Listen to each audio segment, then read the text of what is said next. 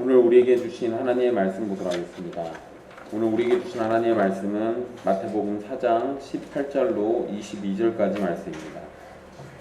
마태복음 4장 18절부터 22절까지 말씀입니다.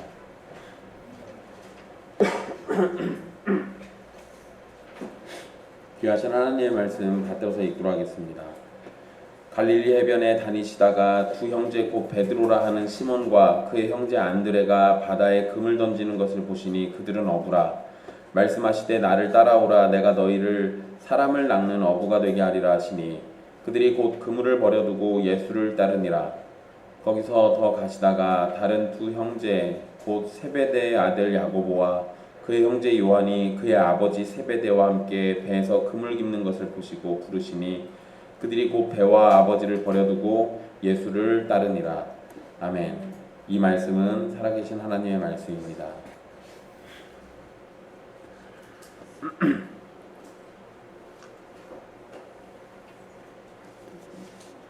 지난 시간 예수님께서 가버나움으로 장소를 옮기시고 회개하라는 말씀과 함께 본격적으로 구원의 사역을 시작하셨음을 살펴봤습니다. 오늘 말씀은 예수님께서 제자들을 부르시는 장면으로 시작하는 말씀입니다. 우리가 알다시피 예수님의 제자는 12제자가 있고요. 또 12제자를 제외하고도 수십 명 또는 수백 명의 제자들이 있습니다. 그런데 특별히 예수님의 제자라고 하면 우리가 그 12제자를 생각하게 되는데요. 그 12제자 중에서 4명의 제자가 오늘 예수님의 부르심을 받는 이 말씀 가운데 등장합니다. 예수님께서 가버나움에서 복음을 전파하시기 시작하셨고 그러는 중에 갈릴리 해변을 다니다가 베드로와 그의 형제 안드레를 만나게 됩니다. 베드로의 원래 이름은 시몬이어서 우리 성경에서 베드로라 하는 시몬이라고 이렇게 마태가 기록을 하고 있습니다. 그러니까 원래 이름은 시몬인데 베드로는 별명인 거죠. 별칭입니다. 그런데 이후에는 이제 베드로라는 이름으로 더 많이 불리게 됩니다. 우리는 이 장면에서 예수님이 베드로와 안드레를 처음 만난 것처럼 생각하기가 쉽습니다. 그리고 사실 많은 분들이 이 부분을 마태복음 말씀만 놓고 베드로하고 안드레가 예수님을 처음 만나서 바로 예수님을 따라간 걸로 이해하고 있어요. 그런데 요한복음 1장 35절에서 42절을 보시면 세례 요한의 추종자였던 안드레가 세례 요한의 말을 듣고 예수님을 먼저 따르게 됩니다. 그리고 자기 형제인 시몬에게 예수님이라는 메시아를 만났다고 전하면서 예수님을 함께 따르는 장면이 등장합니다. 여러분 말씀 한번 찾아보십시오. 요한복음 1장 35절에서 42절입니다. 요한복음 1장 35절에서 42절까지 말씀이에요. 이 말씀에 보시면 세례 요한이 자기 제자 중에 2사람과 함께 있었다라고 35절에 써 있습니다. 그리고 36절에 예수께서 지나가시는 걸 보고 보라 하나님의 어린 양이다 라고 이렇게 얘기합니다. 그러니까 두 제자가 그 말을 듣고 예수를 따릅니다. 그러니까 세례 요한의 제자들이었던 2명이 세례 요한의 말을 듣고 예수님을 먼저 따르게 돼요. 그러니까 이제는 세례 요한을 따른 게 아니라 예수님을 따르는 상황이 된 거죠. 그 상황에서 38절에 예수님께서 물어봅니다. 돌이켜 그 따르는 것을 보시고 물어 이르시되 무엇을 구하느냐. 그러니까 랍비여 어디 계시오니까 라고 얘기해요. 그러니까 예수님이 와서 보라 그렇게 하니까 그들이 가서 계신 데를 보고 그날 함께 거하게 되고 그때가 10시쯤 됐다라고 기록합니다. 그리고 요한의 말을 듣고 예수를 따르는 2사람 중에 하나가 누구냐라고 40절에 설명을 해주는데 그게 시몬 베드로의 형제 안드레라고 얘기합니다. 그리고 41절에 자기의 형제 시몬을 찾아가서 우리가 메시아를 만났다. 그러니까 구원자를 만났다. 그리스도를 만났다라고 이야기를 해주고요. 그리고 나서 데리고 예수께로 갑니다. 그러니까 예수님이 그때 시몬 베드로를 보고 내가 요한의 아들 시몬이니 장차 게바라 하리라 라고 이렇게 이야기합니다. 이 42절 말씀은 잠시 뒤에 또 다시 언급해 드릴 겁니다. 잘 기억해 두십시오. 그러니까 저 장면들을 먼저 보면 안드레가 먼저 이 예수님이라는 존재를 알게 된 거고 그리고 베드로에게 그걸 전한 겁니다. 그렇게 해서 안드레하고 베드로는 이미 예수님의 추종자였던 거예요. 그러니까 이 상황은 시몬과 안드레는 예수님의 추종자였고 그러는 가운데 예수님이 두 사람을 제자로 부르신 겁니다. 그러니까 시간의 순서대로 놓고 보면 예수님의 추종자였던 게 먼저고 그러는 가운데 안드레하고 시몬이 바닷가에서 그 갈릴리 해변에서 물고기 잡는 거를 보신 거예요. 그 상황하고 연결되는 겁니다. 게다가 여러분 여기에선 또 생략되어 있는 게 있는데 누가복음 5장에 보시면 이 상황이 또 기록되어 있어요. 근데 거기에는 좀 더 자세히 기록되어 있습니다. 누가복음 5장 1절에 언급되어 있는 표현인데요. 누가복음 1장에서 5장 1절에서부터 11절까지 말씀입니다. 근데 이 말씀에서는 이 부분이 좀 더 자세히 기록되어 있어요. 근데 여기에서는 그냥 분명히 예수님이 여기에서는 말씀까지 전해주시고 난 다음의 상황입니다. 그리고 여러분들 잘 알다시피 깊은 데 가서 그물을 내려서 고기를 잡아라 라는 말씀을 하신 장면이 나와요. 그러니까 다시 마태복음으로 돌아오면 마태복음 4장 18절에서 그리고 19절에서는 안드레하고 베드로를 부르는 장면인데 거기에서는 말씀을 전하셨다는 얘기도 생략되어 있고 그리고 더 깊은 곳에다가 그물을 던지라는 말씀도 생략되어 있어요. 그러니까 상황들이 생략되어 있는 겁니다. 요것도 이런 상황들이 있다라는 건 일단 기억해 두시고요. 또 잠시 뒤에 다시 또 얘기해 드릴게요. 그러니까 마태는 왜 이런 상황들이 분명히 있는데 그러니까 요한복음에서 먼저 있었던 그 사건도 빼놓고 그 다음에 그 예수님이 말씀을 전하시고 또 그물을 던져서 물고기를 잡게 하신 그 상황도 있는데 그것도 빠졌어요. 그러면 왜 마태는 이런 상황들을 빼고 기록을 했을까라는 의문이 생기고 질문이 생깁니다. 그럼 마태는 예수님께서 제자들을 권위 있게 부르시고 또 제자들은 그에 대해서 즉각적인 순종을 보인 것을 강조하려고 한 겁니다. 이 부분이 사실을 왜곡하거나 없는 사실을 만들어서 하는 것이 아니라 복음서를 기록하는 저자들마다 자신들이 강조하고 싶은 부분에 힘을 주어서 설명하면서 보는 시선과 강조의 차이가 발생하기 때문에 그러는 겁니다. 그러니까 이거는 복음서들이 서로 다르다거나 서로 틀렸다거나 이런 개념이 아니라 그 보는 시선이 약간씩 다른 것 뿐이에요. 그러니까 이 자세히 설명을 해주는 사람이 있고 그냥 그 부분을 건너뛰고 넘어가는 사람들도 있고 이런 거죠. 예를 들어서 이렇게 생각해 보시면 쉽습니다. 어떤 아이 둘이서 치킨을 먹어요. 근데 그냥 치킨을 맛있게 먹고 끝냈어요. 근데 그거를 본 사람이 3명입니다. 그냥 한 사람은 두 아이가 치킨을 맛있게 먹고 끝냈다 이렇게 적어놨어요. 간단한 거죠. 또 다른 사람은 그 두 아이가 황금 올리브 치킨을 시켜가지고 그렇게 해서 먹었다라고 좀 더 자세히 써놔요.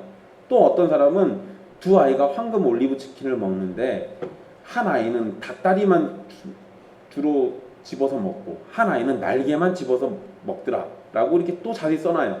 그러면 똑같은 상황을 놓고 얘기한 건데 어떤 사람은 그 부분에 대해서 더 자세히 얘기한 거고 어떤 사람은 그런 자세한 얘기가 불필요하다고 여겨서 뺐을 수도 있어요. 그러면 그냥 첫 번째 사람은 치킨을 먹는 두 아이가 있다라는 사실 자체가 중요하니까 그냥 그걸로만 끝내버린 겁니다. 또 거기다가 황금 올리브 치킨이라고 광고 아니에요. 황금 올리브 치킨이라고 자세하게 얘기한 사람은 그 아이들이 먹은 치킨이 그거다라고 강조하고 있는 거예요. 또 세 번째로 한 아이는 닭다리만 먹고 다른 아이는 날개만 먹었다라는 것까지 얘기한 사람은 그 아이들이 무엇을 좋아해서 무엇을 먹고 있는지를 강조하고 싶은 겁니다. 이런 식으로 보는 차이가 약간씩 다른 거예요. 그러니까 복음서가 4개 있는 것도 바로 이런 이유입니다. 4명의 저자들이 각각 다른 시선으로, 그러니까 같은 사건인데 다른 시선으로 볼 때가 있어요. 그러면 각각 거기에 대해서 강조하려는 게 약간씩 차이가 있는 겁니다. 마태는 순종이라는 것을 특별히 더 강조하고 싶은 거예요. 그래서 여러분 우리는 복음서를 읽을 때 마태와 마가, 누가가 같은 사건을 기록하면서 조금 다른 표현을 사용한다면 오히려 그 부분에서 무엇을 강조하려고 그렇게 했는지를 생각하면서 성경을 이해하고 저자들이 어떤 목적을 가지고 전하고 있는지를 이해하면 됩니다. 그게 이 사복음서가 있는 이유예요. 그런 접근으로 이 복음서를 읽으시도록 여러분들 훈련해 보십시오. 그런데 여러분 마태가 기록하고 있지는 않긴 한데 제가 아까 마태는 예수님이 제자들을 권위 있게 부르는 것, 그리고 제자들이 즉각적인 순종을 보인 것, 여기에다가 강조를 두고 있다고 그랬잖아요. 근데 요한복음을 보면 예수님은 베드로와 안드레를 처음 만났을 때 그때도 권위를 드러내시는 장면이 있었습니다. 제가 아까 마지막에 기억하라고 하셨던 그 말씀인데요. 예수님이 시몬을 처음 만났을 때 그의 이름이 장차 게바라고 불리게 될 거라고 말씀하셨습니다. 시몬을 보고 너의 이름은 너는 앞으로 게바라고 불릴 거야 라고 이렇게 예언적으로 얘기하셨어요. 게바라는 말은 베드로라는 의미입니다. 그러니까 예수님은 처음부터 시몬을 보자마자 시몬에 대해서 알고 있었고 앞으로 시몬이 베드로라는 이름으로 불리게 될 것도 알고 계셨어요. 그러니까 예수님은 요한복음의 기록에서도 자기 제자들에 대해서 이미 신적인 권위를 가지고 알고 계셨고 시몬과 안드레가 먼저 예수님을 추종하고 따른 것이 사실이긴 하지만 그 이전에 예수님은 자신의 권위로 시간을 다스리고 계신다라는 것을 보여주고 있습니다. 그러니까 요한복음에서도 예수님의 권위가 드러나고 있고 마태복음에서도 예수님의 권위가 드러나요. 그런데 요한복음에는 없는 게 하나 있어요. 그게 뭐냐면 마태복음에서는 즉각적인 순종을 보인 것이 강조되어 있습니다. 근데 요한복음엔 그 얘기는 없어요. 누가복음에도 보면 제자들이 순종을 보입니다. 그것도 즉각적인 순종, 그리고 너무 과하다 싶을 적인 순종을 보여요. 그 부분이 지금 오늘의 강조점입니다. 예수님은 시몬과 안드레가 바다에 금을 던지는 것을 보셨습니다. 그리고 그들이 어부라는 것을 이 마태는 특별히 기록을 하고 있어요. 그래서 18절에 그들은 어부다 라고 이렇게 딱 언급해 놓고 있죠. 이 당시 농부나 어부는 중하층 계급이었습니다. 근데 그 가운데서도 높은 위치에 생활을 하던 사람들이었어요. 그러니까 중간 그리고 그 밑에 이 계층 사이이긴 하지만 어부들은 그래도 중하층 중에서는 좀 높은 수준에 살아요. 그러니까 시몬과 안드레가 물질적으로 궁핍한 상황은 아니었다는 겁니다. 이 사람들이 막 돈이 엄청 궁하거나 이런 사람들이 아니에요. 근데 어쨌든 그런 상황에서 게다가 여러분 이 사람들 이 배도 가지고 있고 그물도 가지고 있는 사람들이에요. 그럼 나름대로 꽤 부자인 사람들입니다. 꽤 부자인 사람들이에요. 어쨌든 그런 정도의 사람들이다라는 거 기억해 두시고요. 또 여러분 당시의 관습에는 제자들이 스승을 선택하는 겁니다. 이게 뭐냐면 자신이 배우고 싶은 선생님을 찾아가 가지고 받아주기를 부탁하는 것이 일반적이었어요. 그러니까 선생이 제자들을 찾아다니는 거 아니에요. 그런데 예수님은 그런 관습을 따르지 않고 자신이 자기의 제자가 될 사람들을 찾아서 선택하셨습니다. 근데 사실 이런 모습은 구약에서 여호와 하나님이 선지자를 택하실 때의 모습하고 유사해요. 여호와 하나님은 본인이 원하시는 사람을 선지자로 부르셨습니다. 그러니까 하나님이 원하시지 않는 자는 선지자로 안 불러요. 그리고 그렇게 하나님의 택하심, 부르심을 받은 자들은 하나님의 주권에 순종했습니다. 결정권은 하나님에게 있지 사람에게 있는 것이 아니에요. 게다가 여러분 우리가 잘 아는 사건처럼 한번 하나님의 부르심에 반역한 사람이 있었어요. 요나가 하나님의 말씀대로 안 하고 도망가잖아요. 그런데 하나님은 어떻게 하십니까? 도망갔으니까 걔 버려두고 지가 자유의지 가지고 도망갔으니까 내버려두고 새로운 사람을 선택하신 거 아니잖아요. 끝끝내 추적해가지고 요나를 다시 데리고 오시잖아요. 그러니까 하나님이 선지자를 부르시는 데는 사람의 선택이라는 거는 존재하지 않아요. 결정권은 그냥 하나님에게 있는 겁니다. 마찬가지로 예수님도 자신의 제자들을 선택하실 권세를 사용하신 겁니다. 제자들이 즉각적인 순종을 보이긴 했지만 선택에 있어서는 예수님이 능동적이고 제자들은 수동적이었습니다. 그런 거는 더 자세히 나오는 게 누가복음이긴 해요. 왜냐하면 누가복음에서는 베드로가 예수님의 능력을 보고 놀래가지고 자기는 죄인이니까 자기를 떠나달라고 부탁을 해요. 그런데도 예수님은 자기 제자로 부르십니다. 그러니까 제자로 부르는데 예수님이 선택을 하신 거예요. 제자들은 그냥 거기에 순종을 한 거고요. 그리고 예수님이 제자들에게 나를 따라오라 라고 이렇게 말씀을 하시는데, 그러면 선택된 사람들은 그 앞에 전적인 헌신으로 순종하는 겁니다. 그것이 예수님과 제자의 관계예요. 나를 따라오라 했는데 갈까 말까 고민하거나 아니면은 가면 뭐가 더 좋은지 이런 거 따지는 거는 예수님의 합당한 제자의 모습이 아닙니다. 예수님의 제자들은 그러지 않았어요. 예수님은 자신을 따라오라고 말씀하신 다음에 19절에 나를 따라오라 해놓고는 그 뒤에 사람을 잡는 어부가 되게 하리라 라는 말씀을 하셨습니다. 예수님은 어부인 시몬과 안드레에게 물고기가 아니라 새로운 고기잡이를 제안하십니다. 그런데 여러분, 원래 구약에서는 그물에 잡힌 백성은 하나님의 심판이 내려진다는 의미로 사용됐습니다. 그 대표적인 구절이 예레미야 16장 16절이에요. 그물에 잡힌 거는 하나님의 심판을 받는 존재들을 표현할 때 쓰는 표현이에요. 그런데 예수님은 그걸 거꾸로 씁니다. 죽이는 고기잡이가 아니라 살리는 고기잡이를 이 제자들에게 지금 말씀하고 계시는 거예요. 예수님의 말씀에 대한 시몬과 안드레의 반응은 20절에 기록되어 있는데요. 즉각적인 반응 그리고 극단적인 모습을 보입니다. 일단 그들은 곧장 움직였습니다. 그래서 20절에 그들이 곧이라고 돼 있죠. 곧장 움직였어요. 예수님을 따르는데 고민이 있지 않았습니다. 물론 이들은 요한복음의 말씀과 함께 생각해 보면 이미 충분히 고민하고 마음의 준비를 했을 수도 있어요. 그리고 예수님이 어떤 분인지는 이미 알고 있는 겁니다. 그러니까 이미 예수님의 부르심, 예수님을 따르기로 했었고 예수님의 제자가 되려고 투정하고 있는 가운데 예수님이 뭘 하셨는지를 또 보기도 했던 거예요. 그러는 가운데 누가복음에서 기록되어 있는 것처럼 이날 또 심지어 예수님의 말씀까지도 이미 한번 들었습니다. 그러니까 어쩌면 그 사이에서 시몬하고 안드레는 우리 예수님의 제자가 되면 좋겠다라는 생각을 했을지도 몰라요. 그런데 어쨌든 그 상황에서 이 둘은 계속 물고기를 잡고 있긴 했거든요. 그런데 마태는 그 부분들 다 생략해 버리고요. 그냥 이들이 곧장 예수님을 따른 것에 더 중심합니다.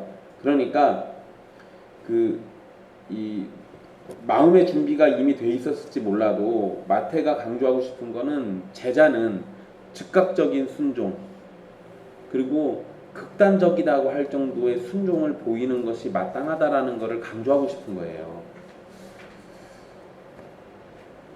여러분, 이들이 그물을 버려두고 예수님을 따른 것은 굉장히 극단적인 모습입니다. 그러니까 곧장 따른 거는 뭐 즉각적인 순종이지만 그물을 버린다라는 거는 극단적인 거예요. 어부에게 배하고 그물은 생계의 수단이었습니다. 게다가 시몬과 안드레는 바다에 그물을 던지고 있었잖아요. 그러면 상황상 지금 그물에는 물고기가 잡혀 있었을 것이고 그들은 그물을 끌어올려서 당장 돈을 벌 수도 있었을 겁니다. 근데 여러분, 누가복음에 보면 그물을 끌어올린 걸로 돼 있어요. 누가복음에서는. 근데 그때는 그물이 찢어질 정도가 돼가지고 다른 배들 불러가지고 같이 끌어올립니다. 근데 거기 누가복음에서도 뭐가 강조되냐면요, 예수님이 따라오라고 하니까 그 끌어올린 물고기 팔 생각하지 않고요, 그냥 그거 버려두고 바로 따라가요. 그러니까 마태는 또 그거 다 생각해버리고 그냥 곧장 따라왔다 이것만 얘기한 거예요. 결국엔 따라온 건 따라온 거죠. 다 버려두고 따라온 건 맞습니다. 그런데 여러분, 예수님의 말씀이 있으니까 뭐 잡힌 물고기들 제껴놓고 그래도 그물까지 다 버리고 예수님 따라요. 잡힌 물고기를 포기하는 정도가 아니라 그 물고기를 앞으로도 잡을 도구까지 즉시 버리고 따랐다라는 겁니다. 예수님의 부르심에 시몬과 안드레는 지금까지의 삶을 즉시 정리하고 극단적으로 따르는 모습을 보이고 있어요. 여러분, 이게 예수님이 부르실 때 우리가 보여야 하는 마땅한 모습 중에 하나라는 것을 기억해 두십시오. 예수님은 시몬과 안드레를 부른 장소에서 이제 21절에 보면 거기서 더 가시다가라고 되어 있죠. 그러니까 장소를 더 이동했어요. 그곳에서 이제 누구를 만나냐면 야고보하고 요한을 또 만나게 됩니다. 그런데 야고보와 요한은 그들의 아버지인 세베대하고 같이 있었습니다. 그리고 배에서 그물을 깁고 있었다라고 기록되어 있는데요. 그물을 깁는다라는 것은 고기잡이를 마치고 난 다음에 찢어진 부분이나 더러운 부분을 정리하는 행동을 말하는 겁니다. 그러니까 이 사람들은 이미 물고기를 잡고 난 이후에요. 그런데 우리 성경에서는 제대로 표현이 안 돼 있긴 한데요. 그의 아버지 세베대 이렇게 돼 있는 표현은요, 그들의 아버지 세베대, 그리고 그물은 그들의 그물 이렇게 돼 있습니다. 21절에 그냥 그의 아버지 세베대, 이게 그들의 소유인 아버지 세베대, 그물은 그들의 소유인 그물이에요. 원문의 느낌은 이런 느낌입니다. 그러니까 아버지와 그물을 뭘로 보고 있냐면 그들의 소유로 부르고 있어요. 야고보하고 요한은 예수님의 부르심에 그들의 소유를 과감하게 포기하고 따르는 게 됩니다. 그리고 마태는 그런 모습을 강조하기 위해서 이렇게 표현하고 있는 거예요. 그리고 예수님은 야고보와 요한도 부르게 되시는데요. 그리고 그들도 즉각적이고 극단적인 모습으로 예수님을 따르게 됩니다. 그래서 그 22절 보시면 야고보와 요한도 하던 일을 멈추고 예수님을 바로 따라가게 됩니다.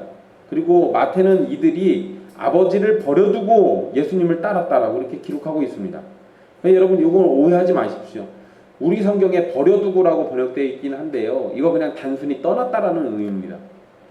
그리고 버려두고 그러니까 아버지가 좀 비참해지잖아요. 이거 한글 번역처럼 이해해버리면 부모나 가족을 무시하는 것처럼 보이긴 하는데 마태가 의도한 것은 부모와 가족의 관계까지도 뛰어넘는 순종의 모습을 강조하려고 한 거예요. 예수님께서 제자들을 부르실 때 이 처음 4명의 사람들은 모두가 다 어부였습니다. 그리고 이들이 가진 재주는 물고기를 잡는 것이었어요. 사회적으로는 높은 지위도 아니었고 대단히 많은 재능을 가지고 있는 사람들도 아니었습니다. 그런데 이 4명으로부터 제자들이 시작되거든요. 그런데 예수님은 이들을 부르셨고 그들이 사람을 낚는 어부가 되게 하시겠다고 말씀하셨습니다. 예수님의 말씀을 생각해보면 예수님의 제자가 되는 것은 어떤 재주가 있어서 제자가 되는 것이 아니라 예수님께서 그렇게 만드실 것이기 때문에 제자가 될 수 있는 겁니다. 재능을 따져가지고 제자로 삼으셨다면 예수님은 사도 바울 같은 사람들만 골라가지고 제자로 삼으셨어야 맞아요. 재능으로 치면 바울만한 사람이 없잖아요. 그리고 만약에 재능을 따져가지고 제자들을 삼으실 것 같았으면 예수님은 종교 지도자들을 제자로 부르셨어야 마땅합니다. 그러나 사람들의 어떠함 또 그들의 수준, 이게 예수님의 선택 기준이 아니에요. 제자를 선택하시는 것도 예수님의 주권에 달려있고 예수님의 기쁘신 뜻대로 하시는 일입니다. 게다가 여러분, 그러면 예수님이 선택하셨으니까 이 제자들 나름대로 다 훌륭하겠지라고 생각할 수 있잖아요. 근데 여러분, 우리가 알다시피 베드로 어떤 인물입니까? 다혈질이. 할 수 있으면 칼을 꺼내가지고 칼을 휘둘러서라도 예수님 지키려고 했던 사람. 그런데 또 궁지에 몰리면 예수님 모른다고 할 사람. 베드로 그런 인물이죠. 세베대의 아들 야고보하고 요한은 이후에 여러분 이제 치맛바람으로 유명해집니다. 엄마가 치맛바람 일으키잖아요. 그러니까 지금 사실 제자들이라고 부른 사람들이 뭔가 막 다 대단한 사람들이 아니에요. 우리 주변에 흔하게 만날 수 있는 그런 사람들이에요. 재능을 따져가지고 예수님이 부르신 게 아니에요.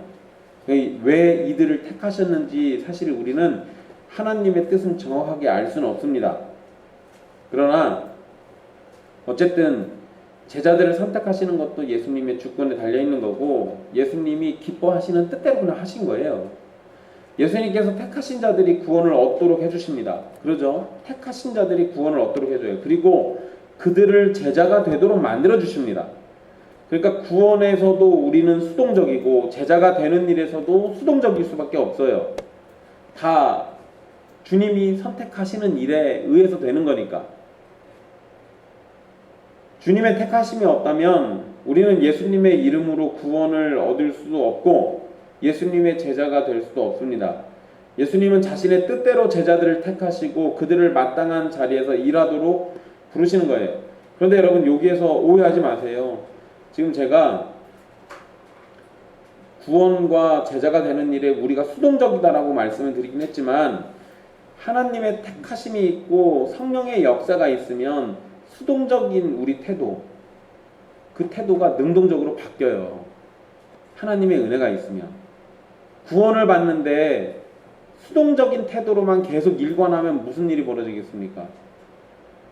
구원을 하나님이 주시든가 말든가 생각하겠죠.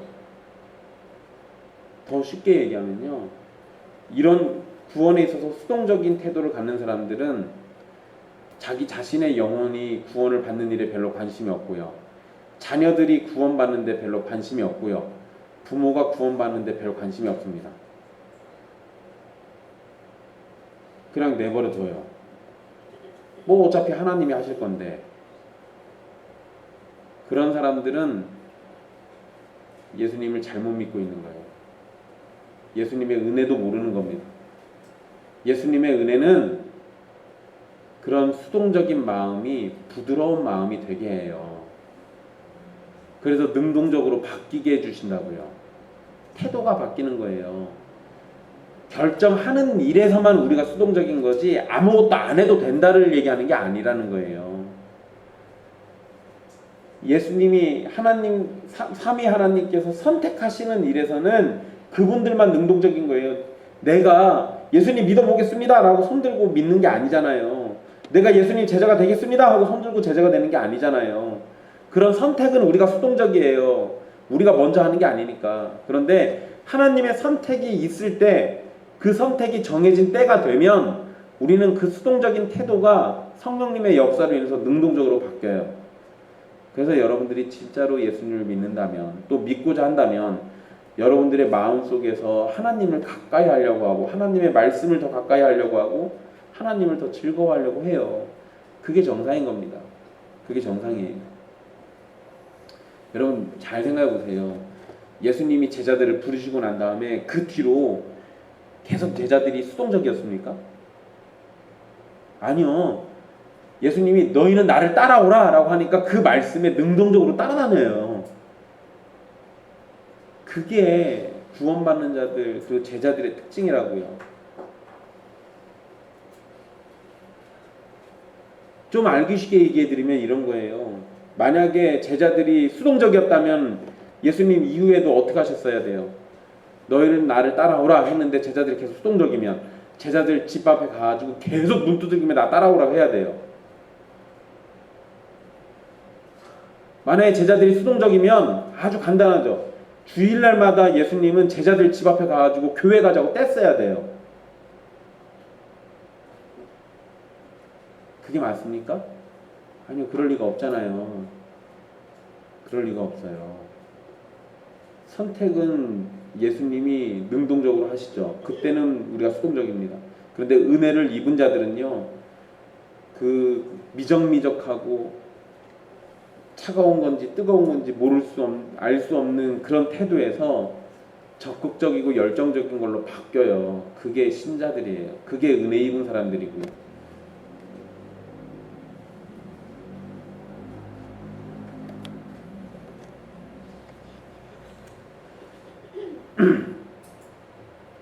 예수님은 자신의 뜻대로 제자들을 택하셨고, 그리고 그들을 마땅한 자리에서 일하도록 부르셨습니다. 그리고 제자들은 그 부름에 순종했어요. 그런데 여러분, 마태가 기록하고 있는 제자들의 모습은 계속해서 수동적인 그런 모습이 아니에요. 아무런 힘도 없이 그저 예수님의 명령을 따르기만 하는 허수아비 같은 존재들이 아니었습니다. 예수님이 제자들을 부르시는 것은 분명 주권적인 일인데, 그에 대한 반응을 보이는 제자들은 이 제자로 부름받은 자들에게 맡겨진 모습이었어요. 그래서 여러분, 이 복음서가 강조하려고 하는 것을 우리가 잘 볼 필요가 있는데요. 복음서에서는 예수 그리스도의 행적, 사역, 그리고 구원에 대해서 집중해가지고 기록하고 있죠. 그러니까 예수님이 뭘 하셨는지, 또 예수님이 무슨 말씀을 하셨는지, 그리고 우리를 위해서 왜 십자가를 지셨는지, 이거 복음서가 집중해서 알려주고 있어요. 그런데 이것과 함께 뭐를 또 같이 가르쳐주냐면 제자의 도에 대해서도 강력하게 강조합니다. 특별히 그 제자도는 이제 마태복음 5장에서 7장 사이에 있는 산상설교, 산상수훈에서 더 집중적으로 나오게 돼요. 예수님께서 우리의 구원자가 되셔서 아주 사소한 부분의 순종까지 해주셨다는 사실은 우리의 구원이 예수님만으로 충분하다는 걸 알려줍니다. 그런데 4개의 복음서들은 예수님의 충분한 구원, 예수님만으로 완전한 구원을 가리키면서 동시에 그 예수님의 제자가 되는 일에 전적인 순종을 보여야 한다는 점을 동시에 강조합니다. 그러니까 이 부분에 있어서 오해를 하면 안 돼요. 베드로와 안드레 그리고 야고보와 요한이 즉시 그리고 극단적으로 순종한 것이 구원을 위해서 필요했던 것은 아닙니다. 하지만 예수님을 따르는 사람들은 베드로와 안드레, 야고보와 요한이 보인 모습을 기준으로 자신이 해야 할 모습을 생각하고 실천해야 하는 거예요. 예수님이 주님이시라면 그분의 주권 아래에서 즉각적인 순종을 보이는 것이 당연합니다. 예수님이 왕이시라면 그분의 권세 아래에서 극단적인 순종을 보이는 것이 당연합니다. 하나님이 우리를 구원으로 부르시고 자녀로 부르시고 백성으로 부르시고 종으로 부르셔서 우리가 어떻게 살기를 명령하신다면 그 명령에 즉각적이고 충실한 순종을 보이는 것이 당연한 거예요. 쉽게 생각해 보세요. 아담과 하와가 왜 에덴 동산에서 쫓겨났습니까? 뭐 안에서? 순종 안에서. 아주 간단한 원리예요. 그거 안 해가지고 쫓겨난 거예요. 그러면 하나님은 우리에게 뭘 원하신다는 거예요? 전적인 순종을 원하시죠. 그러니까 하나님은 끊임없이 우리한테 명령해요. 뭐 하라고? 순종하라고. 근데 그게 우리가 안 되잖아요. 그러니까 여러분, 그게 안 되는 걸 아시니까 예수님이 구원에 필요한 모든 순종을 예수님에게 다 맡기셨던 거예요. 그러면 자 이제 모든 거 다 끝내놓고 그리고 난 다음에 또 순종하라고 요구하세요. 이제 뭐로 순종하라는 거예요? 구원을 위한 거 다 내가 예수를 통해서 다 했으니까 이제 예수 안에서 너희는 마땅히 원래 나에게 돌려야 했던 그 순종해라 이거예요. 그러면 여러분들이 예수님을 믿는 백성들이라면 뭐 하시면 돼요? 순종하면 되죠. 그런데 난 예수님 믿는 걸로만 끝내겠습니다. 이러면 말이 돼요? 아니요. 예수님을 통한 구원은 그 정도로 만족하고 끝내려고 하신 게 아니었어요. 하나님은 우리가 예수 그리스도 안에서 아담과 하와가 하지 못했던 그 순종의 삶을 살기를 원하셔서 예수 그리스도 안으로 우리를 부르신 거예요. 구원을 위해서 우리가 예수님 안에서 순종하라는 게 아니라 구원받은 온전한 은혜 안에서 원래 나에게 보여야 했던, 원래 나에게 돌려야 했던 그 순종, 그거 내놔라라고 하시는 거예요. 그런데 그것조차도 우리가 못하니까 예수님 안에서 구원만 주신 게 아니라 예수님 안에서 성령님도 보내주셔가지고 성령의 인도 아래에서 우리가 순종하는 삶을 살도록 도와주시잖아요. 그런데도 순종하지 않겠다? 그런데도 별로 순종하고 싶지 않다? 그러면 그 사람은 구원을 안 받은 거예요. 구원 받은 걸로 착각하고 있는 거죠. 삼위 하나님의 존재를 알면서 그 앞에 즉각적이고 충실한 순종을 보이는 거 이거 당연한 겁니다. 그런데 존재를 알면서도 그 앞에서 순종하지 않는 건 이상한 모습이죠. 그런 사람들은 영원한 심판을 받아 마땅한 거예요. 여러분, 오늘 언급된 이 4명의 제자들이 즉각적인 순종을 보이고 예수님을 따르는 모습은 예수님의 제자가 되겠다고 말은 하지만 희생을 하지 않으려는 사람들의 모습을 꾸짖는 겁니다. 여러분, 쉽게 생각해 보세요. 주일날 교회 가야 하는데 오늘 돈 벌 일이 있어요. 큰 돈 벌 일이 생겼어요. 가서 돈 벌어야 돼요. 그러면 생각보다 많은 사람들이요, 교회 안 가고 돈 벌러 갑니다.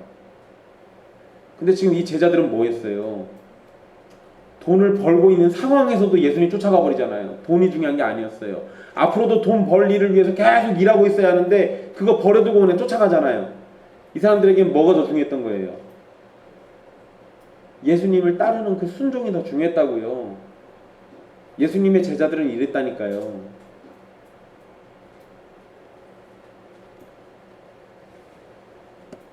예수님을 따르는 삶을 사는 것은 내가 누릴 것은 모두 누리면서 적당히 따를 수 있다는 것이 아닙니다. 필요하다면 제자들이 보인 것처럼 생계를 버릴 수도 있고 가족을 떠나야 할 수도 있는 겁니다.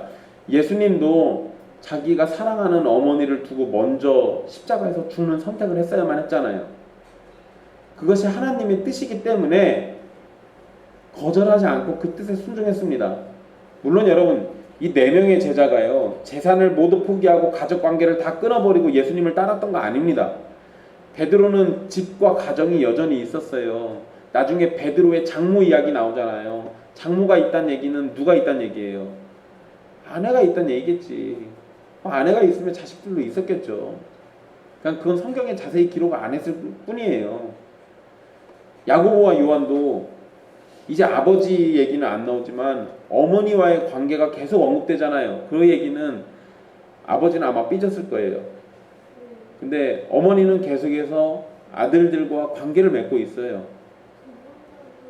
그러니까 이런 거 보면 제자들은 모든 거 다 내다 버려버리고 완전히 단절하고 그리고 예수님을 쫓았던 건 아니에요.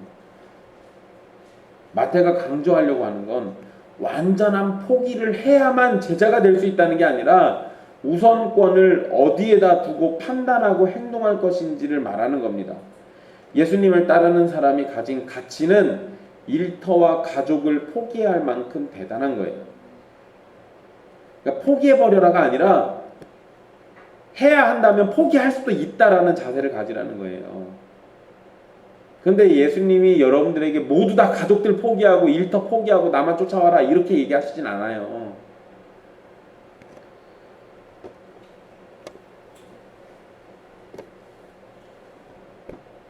근데 여러분, 필요하다면, 내가 예수님을 믿는데 필요하다면 일터와 가족을 포기할 만한 각오 없이 예수님을 믿는다, 그러기가 쉽지가 않습니다. 왜 그러냐면 내 우선권이 하나님에게 가 있지 않으면 10만원 버는 일은 포기하고 갈 수 있어도 100만원 버는 일은 포기 못하고 일하러 갈 수도 있어요. 그러잖아요.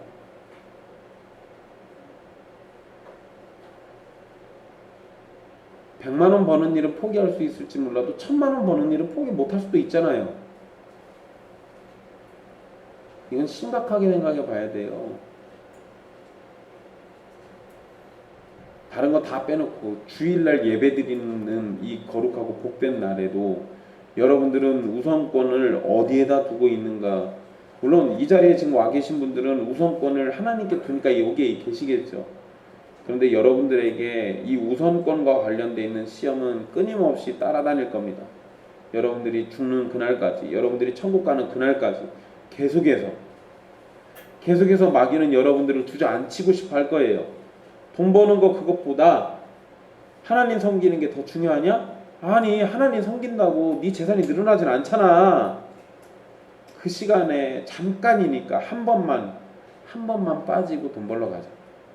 여러분, 한 번 빠지면 2번 못 빠집니까? 2번 빠지면 3번 못 빠져요? 그러지 않아요. 처음 시작이 어렵지 한 번 해보면 그 뒤는 계속 할 수 있습니다.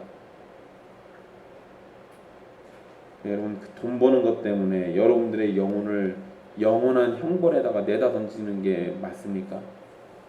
그러지 않잖아요. 제자들은 돈 버는 것보다 생명이신 예수님을 쫓는 걸 선택해요. 이게 우리에게 필요하다는 겁니다.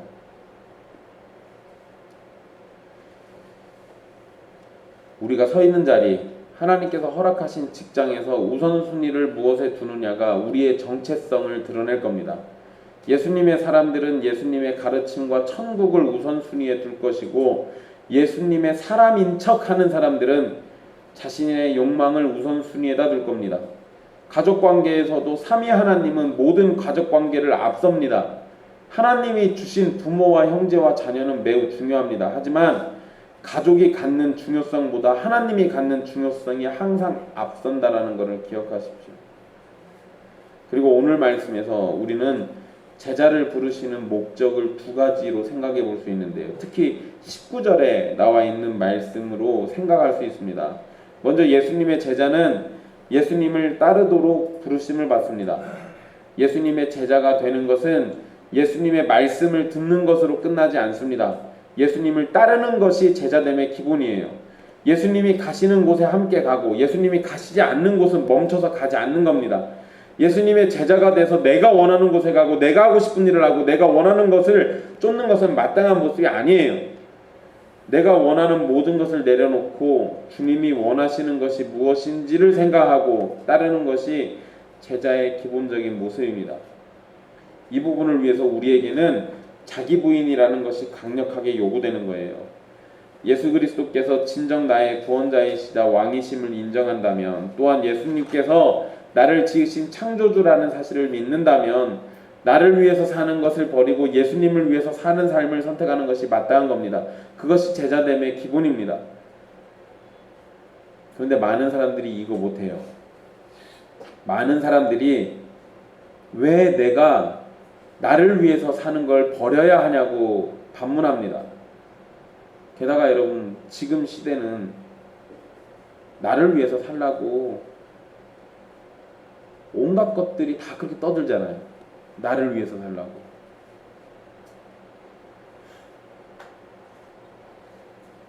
여러분, 나를 위해서 사는 삶이 맞잖아요. 그래서 온 국민들이 다 자기 자신만을 위해서 살잖아요. 무법천지가 될 겁니다. 무법천지가 돼요. 여러분, 쉽게 생각해 보세요. 정치인들이 정치를 할 때는 국민을 위해서 정치를 해야 돼요. 그게 왜 정치인의 마땅한 도리입니다. 그런데 정치인이 자기를 위해서 정치질하면 무슨 일이 벌어져요? 그렇죠. 도둑질이 생기죠. 불법과 부정이 막 생겨나잖아요. 그거를 온 국민들이 다 같이 한다고 생각해 보세요. 이게 살만한 세상이 될 것 같습니까? 나를 위해서 사는 거요, 적당히 해야 돼요.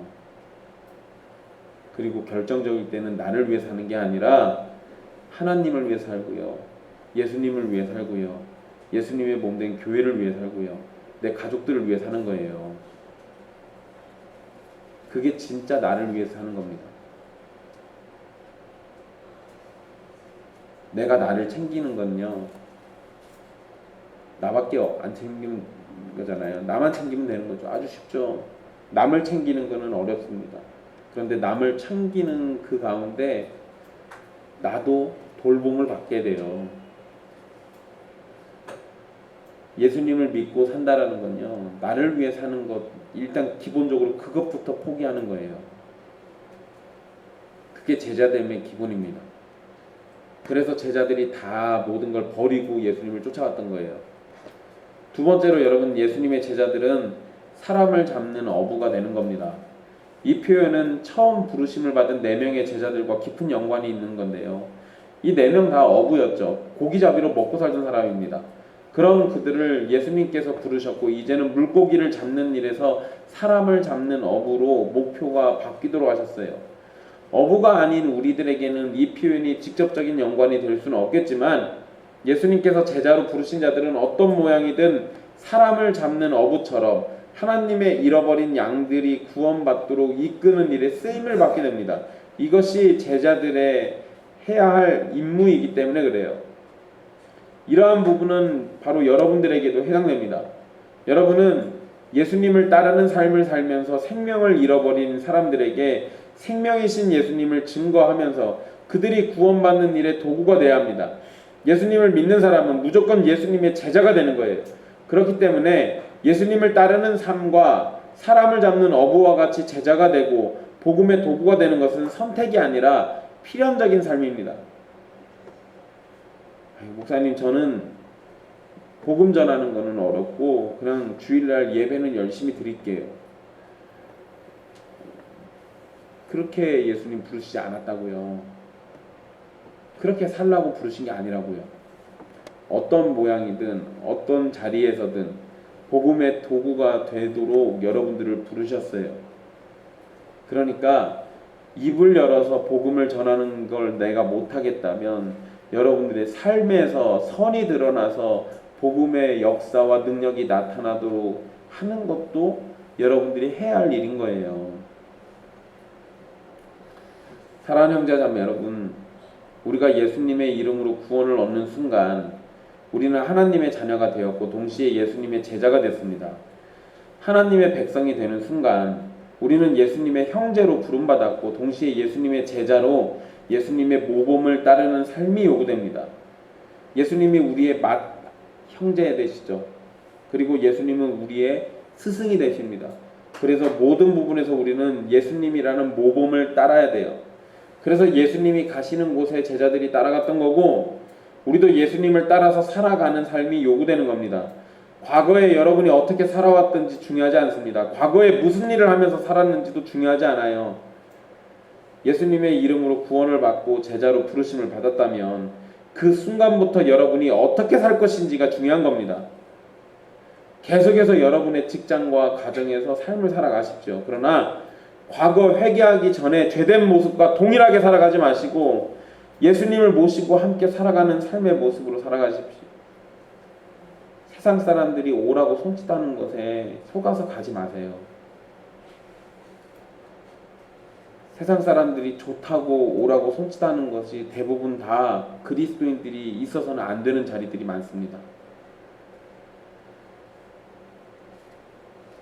오히려 우리는 세상 사람들이 뭐라고 하든지 상관없이 예수님께서 기뻐하실 만한 자리에 가서 있어야겠죠. 그게 여러분들에게 기쁨을 주지 않고 괴로움을 준다 하더라도 그 자리가 여러분들에게 진짜 좋은 자리인 거예요. 예수님이 여러분과 함께 하심을 믿는다면 여러분의 행동과 말과 삶의 모든 순간이 거룩해지기를 소망하고 예수님께서 원하시는 삶이 무엇인지를 고민하고 그것을 위해서 살아가는 삶이 되기를 소망하십시오.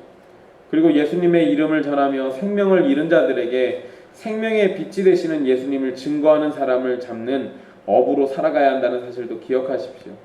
여러분을 부르신 주님이 여러분을 그렇게 복음의 도구가 되도록 만드실 겁니다.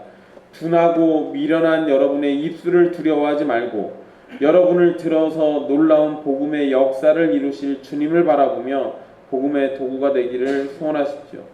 하나님께서 그 일을 위해서 여러분을 먼저 부르신 겁니다. 기도하겠습니다.